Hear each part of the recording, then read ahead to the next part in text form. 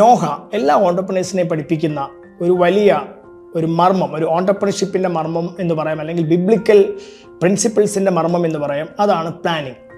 അതായത് നമ്മൾ പലപ്പോഴും ബിസിനസ്സുകാർ ഒരു ക്രൈസിസ് വരുമ്പോഴാണ് അതിനെക്കുറിച്ച് നമ്മൾ ചിന്തിക്കുകയും അതിനെ ഫേസ് ചെയ്യാൻ സ്റ്റെപ്പുകൾ എടുക്കുകയും ചെയ്യുന്നത്.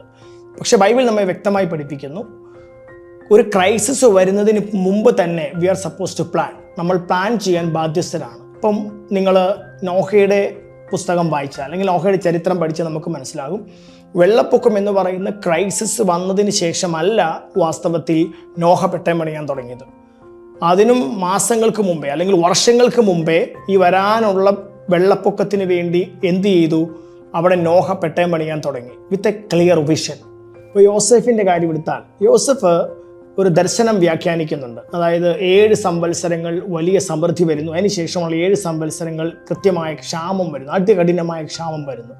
അപ്പോൾ ഈ നല്ല സമൃദ്ധിയുടെ കാലഘട്ടത്തിൽ തന്നെ ആ രാജ്യത്തിന് യോസെഫിൻ്റെ നേതൃത്വത്തിൽ കൃത്യമായി ഈ ധാന്യങ്ങൾ ശേഖരിക്കാനും അത് പ്ലാൻ ചെയ്യാനും കഴിഞ്ഞു എന്നുള്ളത് കൊണ്ടാണ് അടുത്ത ക്ഷാമത്തിൻ്റെ കാലത്ത് അവിടെ മാത്രം ധാന്യമുണ്ടായിരുന്നത്. അപ്പോൾ പ്ലാനിങ് ബൈബിൾ പഠിപ്പിക്കുന്ന ഒരു മർമ്മമാണ്.